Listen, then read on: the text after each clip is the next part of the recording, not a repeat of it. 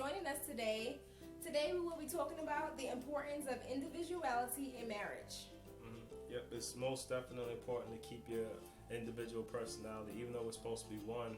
God created us as individuals and with our own unique talents and unique personalities, and we definitely have to keep that aspect of ourselves, even as a married couple. Yes, so true, because a lot of couples today, they often clash, and a lot of times it's just due simply to personality differences. So we have about 3 points to share with you guys on how to celebrate those individualities. So the first one is to do the honors. Each of us are created with different talents and our own uniquenesses.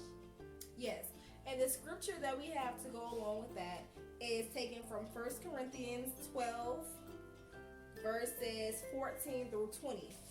And it reads, "For the body does not consist of one member, but of many. If the foot shall say, because I am not a hand, I do not belong to the body, that would not make it any less a part of the body. And if the ear should say, because I am not an eye, I do not belong to the body, that would not make it any less a part of the body. If the whole body were an eye, where would be the sense of hearing? If the whole body were an ear, where would be the sense of smell? But as it is, God arranged the members in the body, each one of them as he chose. If all were a single member, where would the body be? As it is, there are many parts, yet one body." I think that's so important for us to remember as married couples, or just as couples, or whether you're dating, engaged, married, or whatever. Even though we're two individual people, we make up one unit, one marriage, one married couple, one unit. Right, exactly, because our differences actually, they complement each other, because where I'm weak, she's strong. Where she's weak, I'm strong. We Yes. balance each other out, we help each other. So instead of, focusing on our differences, we use our differences to help us move forward, actually, and we actually help strengthen each other. Yes, exactly. So point number 2 is to, It is okay to be you. yes, pretty much it's okay to be you. And I think that's extremely important to remember, because sometimes as spouses, as husband and wife, you can find yourselves trying to conform to your partner, to what they like, to how they are, to what they don't like. But God made us each us. And the verse that we have to support that is, it comes from 1 Corinthians again, but this time chapter 14, verse 7. And that reads, "If even lifeless instruments such as the flute or the harp do not give distinct notes, how will anyone know what is played?" I think that's a very powerful verse. And in this context, they use it in the sense of speaking in tongues. But I think it can apply so great to this. It's perfect for this, because I could be a flute, and he could be a harp. Mm-hmm. But if we don't play out distinct sounds, if I don't, show my distinct character, my distinct personality, then how will anyone know it's me? How will anyone be able to enjoy me as Shateema or him as Jason, if we don't show our distinctness, and we don't let that be shown or heard? Right. And okay, just to touch on something, when we're talking about this, it's okay to be you. We're not necessarily talking about things that are detrimental to your relationship, like bad habits or negative things that that you probably need to work on. You can't just say, well, accept it because that's me. Yeah. That's not what we're talking. We're talking about just unique personality traits that make you up as an individual and make you who you are.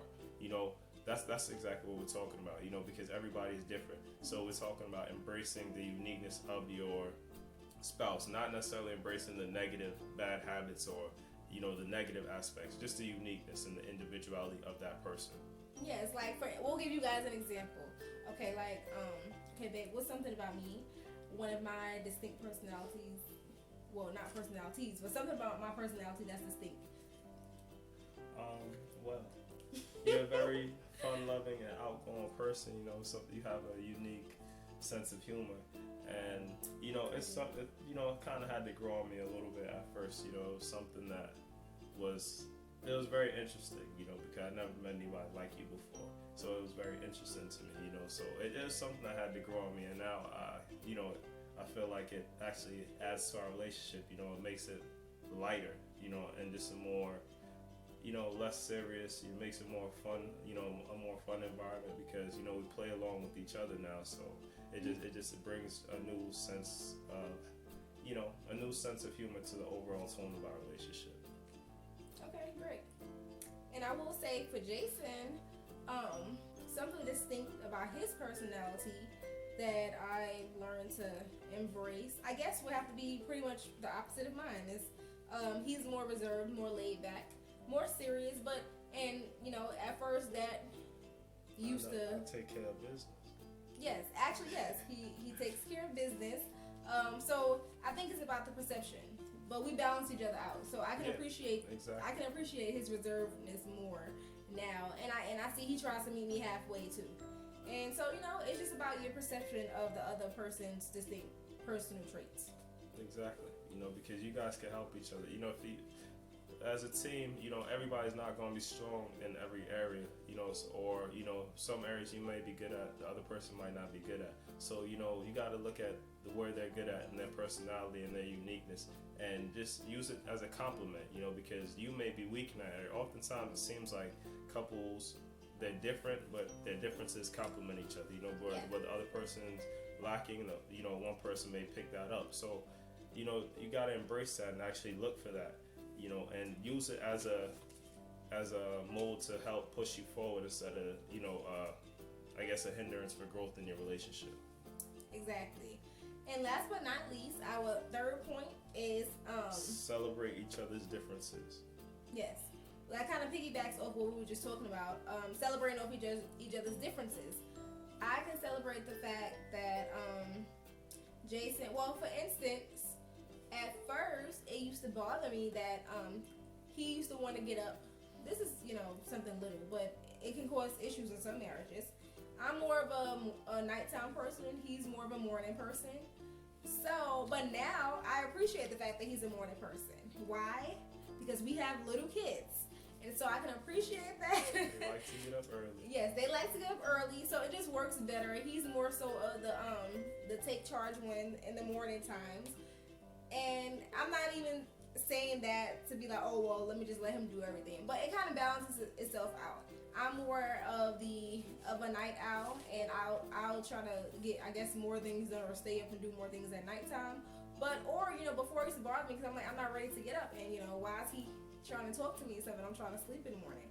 But I love the fact that he's a morning person. Actually, it's a bright light to my day when he wakes me up trying to have convo very early in the morning. What about you?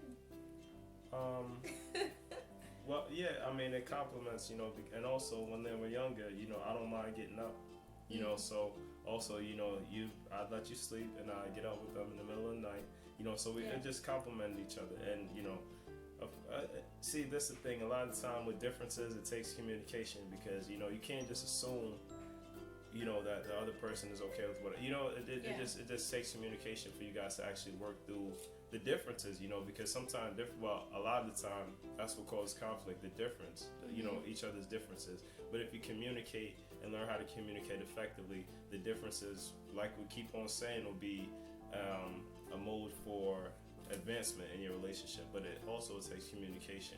Yeah. Oh, we forgot the scripture for this one. Comes from Genesis 1, chapter 1, verse 27. And it reads, "So God created man in his own image. In the image of God, he created him. Male and female, he created them." And that goes well with celebrating each other's differences. Because if I keep in mind that God created Jason in his own image, he created him the way he wanted him to be, if I have that mindset, if I meditate on that mindset, then it will make it, trust me, it makes it way easier for me to deal or put up with, I guess, or celebrate some of the things that he does that I don't necessarily, that I wouldn't normally embrace in a person.